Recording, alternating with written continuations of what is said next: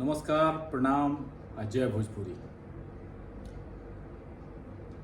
भोजपुरी क्षेत्र के आज दू गो सुप्रसिद्ध लोगन के जयंती ह व जन्म दिवस ह। पहिला तो भोजपुरी के सुप्रसिद्ध साहित्यकार, गीतकार, शिक्षक आ सेनानी मोतीलाल उपाध्याय यानी कि मोती बीए जी के जयंती ह। तो दूसरा भोजपुरी के सुप्रसिद्ध गायक भरत शर्मा व्यास जी के आज जन्मदिन है।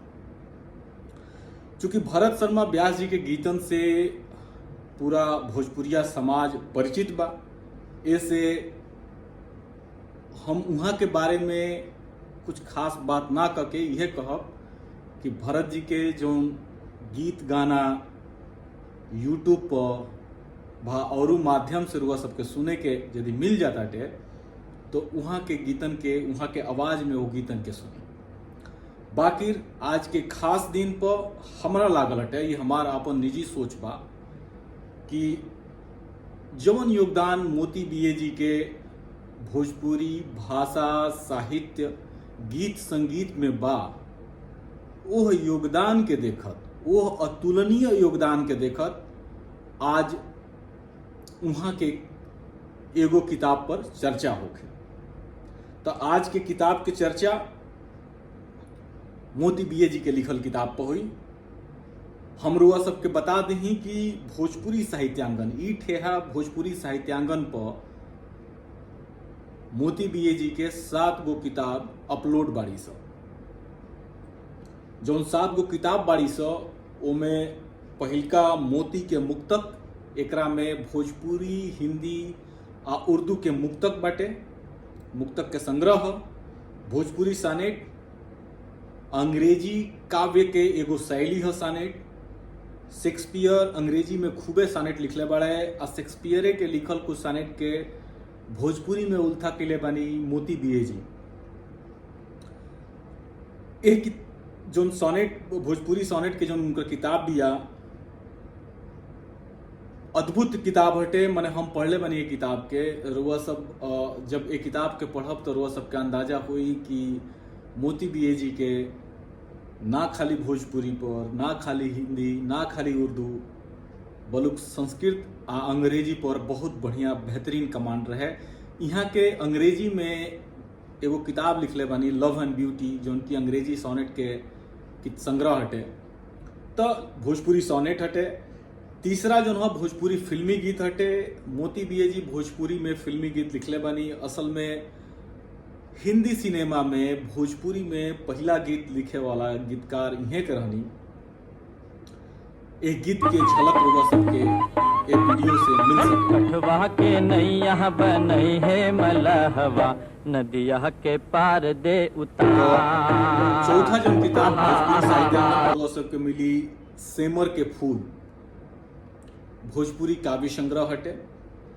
5वां किताब अब्राहम लिंकन, जॉन ड्रिंकवाटर के अंग्रेजी में लिखल नाटक के भोजपुरी में उल्था कैले बनी मोती बीए जी। 6ठा है मेघदूत, महाकवि कालिदास के संस्कृत में लिखल मेघदूत के भोजपुरी में पद्यानुवाद कैले बनी। और 7वां तुलसी रसायन, रामचरितमानस के रचयिता तुलसीदास जी के जीवनी आ तुलसीदास जी के जिंदगी में कुछ एक घटनाक्रम ऐसा बाटे जो उनकी खास घटनाक्रम के रूप में देखल जाला, वो घटनाक्रम पर आधारित काव्य संग्रह हटे। तो इस 7 गो किताब रुआ सबके भोजपुरी साहित्यांगन पर पढ़े के मिल जाए। हर किताब अपने आप में बेहतरीन बाड़ी स, अपना क्षेत्र के जौना उद्देश्य के संग लिखाइल बाड़ी स, ओ उद्देश्य के 100% पूरा करत ई किताब रुआ सबके पढ़े के मिली। एगो और किताब वहाँ के हटे, माने जौना के चर्चा खूब होला, बन बन बोले ले कोयलिया। ई किताब हम पढ़ले नहीं थी। ये किताब के चर्चा बहुत होला। ये किताब के गीतन के दूरदर्शन आकाशवाणी पर खूब सुने के मिलल बा। बाकी हम एक किताब के नहीं पढ़ले, ऐसे एक किताब के बारे में हम कुछ ना बता सके नहीं। हम साहित्यांगन टीम से निहोरा करब कि किताब के जल्दी से जल्दी अपलोड कइल जाओ। मोती बीए जी के जीवन परिचय के बारे में रउआ सबके 7 गो किताबिन में पढ़े के मिल जाई। एकरा अलावा आज आखिर पर वहाँ के बारे में विस्तार से लिखल गई बाटे, तो रुआ सब ओजुगा पढ़ सकेनी। तो ई सब आज के किताब के लेके बात हटे। बाकी आज की किताब जोना पर बात कर रहल बानी हम, ओह किताब के नाम है सेमर के फूल। एक किताब के लिखले बानी मोती बीए जी, प्रकाशक भोजपुरी संसद वाराणसी है। 1968-69 में ये किताब प्रकाशित भई रहे। भोजपुरी साहित्यांगन पर ये किताब रुआ सबके पढ़े के मिल जाई। हम यूट्यूब के डिस्क्रिप्शन में, जोन की नीचे डिस्क्रिप्शन बाटे, ओकरा में रुआ सबके एक PDF लिंक जोन साहित्यांगन से बा मिल जाई पढ़े के।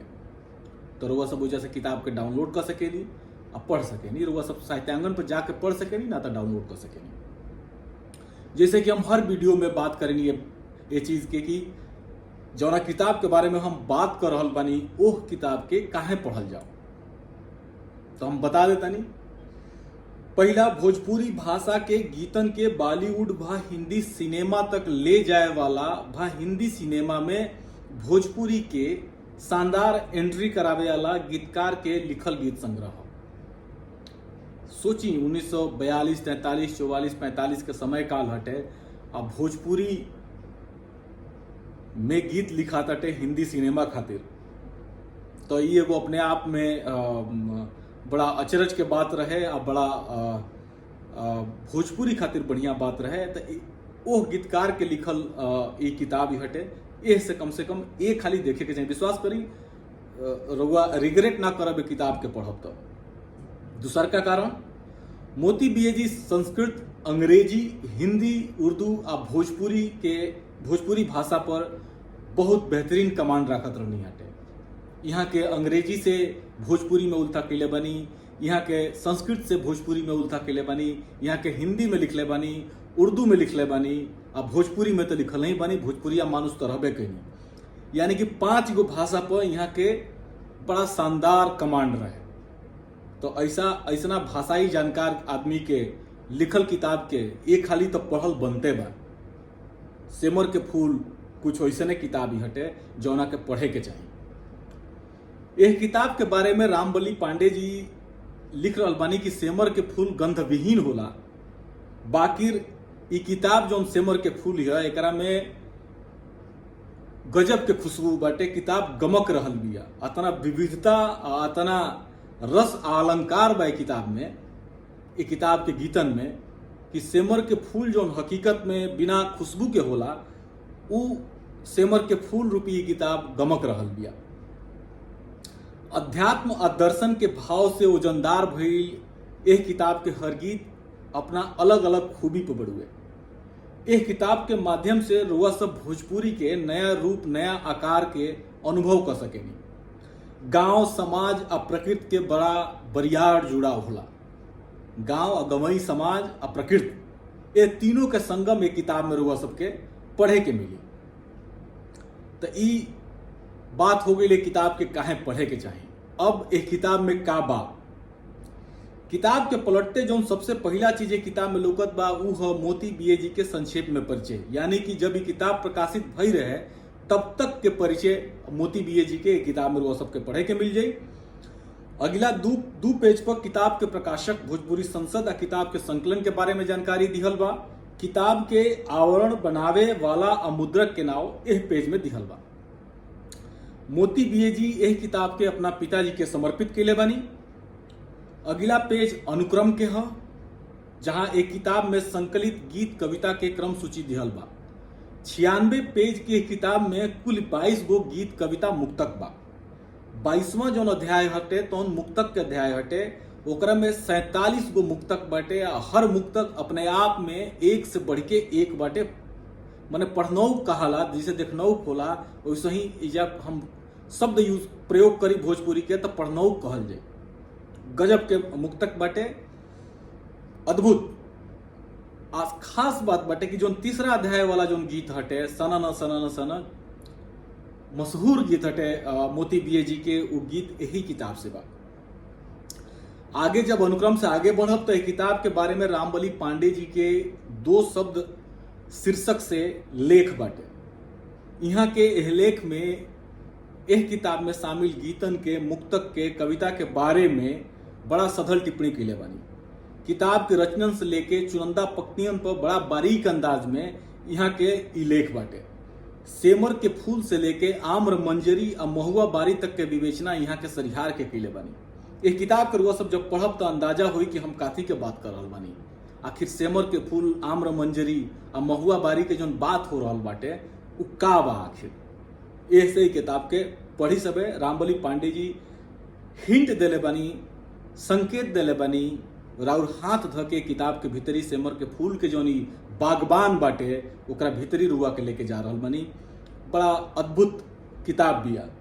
दर्शन, अध्यात्म, प्रकृति, गांव के जिंदगी, समाज आदि के लेके भोजपुरी भाषा के ओज से भरल एक काव्य संग्रह में मोती जी मोतियन के बिन बिन के रखले बनी। माने एक एक गीत एकर जोन बा तो मोती से कम नहीं खे। मोती बीए जी अपना नाम के चरितार्थ कर रहल बनी एह गीतन के माध्यम से। तो किताब रुआ सबके सोझा बिया। किताब के पीडीएफ लिंक ऊपर दिहल बा। एक किताब के बारे में जौन जानकारी चाहत रहलू हम दे दिले बनी। एक किताब के काहे पढ़े के चाहिए, एक किताब में का बा उ जानकारी हम रुआ सबके दे दिले बनी। बाकी जौन का बा ओह के तजवीज करे खातिर रुआ सबके किताब के पढ़े के पड़ी। अभी किताब रुआ सबके हाथ में बिया। अंत में हम यह कहब, अंग्रेजी, संस्कृत, हिंदी, तर्कशास्त्र, उर्दू, इतिहास आदि के पढ़त पढ़ावत यहाँ के भाषाई या साहित्यिक अनुभव रीठा हो गई रहे। अब भोजपुरियत तो यहाँ के रग रग में रहे। तो भोजपुरी में यहाँ के रचना सब पर साहित्य के वैश्विक असर पढ़ही के रहे। यह वजह रहे कि यहाँ के जो लेखनी दिया ओकरा में भोजपुरी के खाटीपन तो बढ़ले बटे, संगे संगे वैश्विक जो विश्व स्तर के जो साहित्यिक भाव होला ओकर कलेवर, ओकर खुशबू जोन बा यहाँ के रचना में मिलता। शेक्सपियर से लेके अंग्रेजी के महान साहित्यकार शेक्सपियर से लेके संस्कृत के महान साहित्यकार कालिदास तक के रचनन के यहाँ के भोजपुरी में उल्था कैले बनी। तो ऐसे रुआ सब समझ सके नहीं कि यहाँ के भाषाई पकड़ कैसन रहे, संस्कृत आ अंग्रेजी पर कैसन यहाँ के पकड़ रहे। ओ समय के माने संस्कृत एगो बहुत पुरान भाषा, अंग्रेजी जो उनकी एगो बहुत प्रचलित भाषा, ये दोनों भाषा पर यहाँ के कमांड कर रहे। देश के आज़ादी खातिर संघर्ष से लेके यहाँ के 1943 में जेलों गई रहनी देश के आज़ादी खातिर लड़त। एक बेहतरीन शिक्षक के, सर्वश्रेष्ठ शिक्षक के सम्मान भी मिला रहे। यहाँ के भोजपुरी अकादमी से भोजपुरी में रचना खातिर यहाँ के भाषा सम्मान मिला रहे।